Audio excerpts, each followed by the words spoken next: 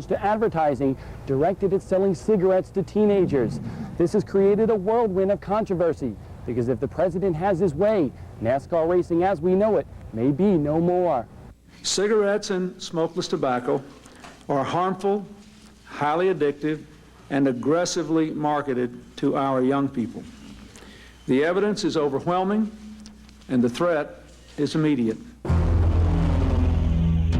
On that note, President Clinton took immediate action in an attempt to keep cigarettes out of the hands of America's youth.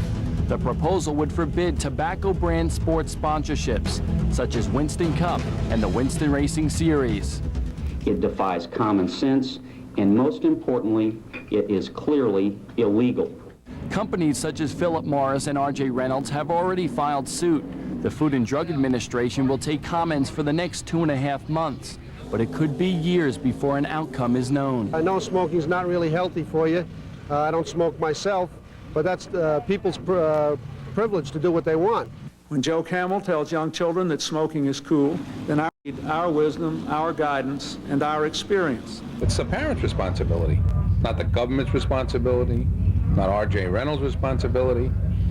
And we don't even understand how an issue like this ever got started. They have to do something. There's no doubt about it. But because a kid sees a billboard for Winston Racing, what do they think? The kid's going to go out and buy a pack of cigarettes? I don't think so.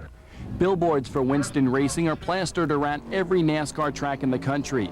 The tobacco company contributes millions of dollars every year to event sponsorships, point funds, and publicity for NASCAR racing.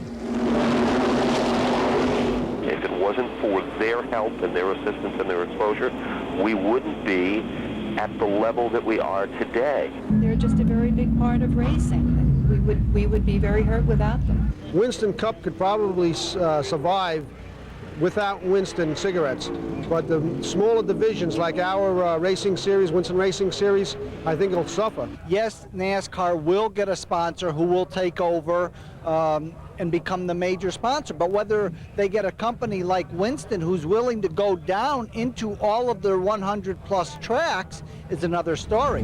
The story concerns stopping teens from smoking, but a recent survey by the R.J. Reynolds Tobacco Company reveals only 1.2% of teenage racing fans actually smoke. We're not getting young smokers. I think it's very narrow-minded on all the politicians, but it's an election year and they're all trying to get reelected. That's the main thing.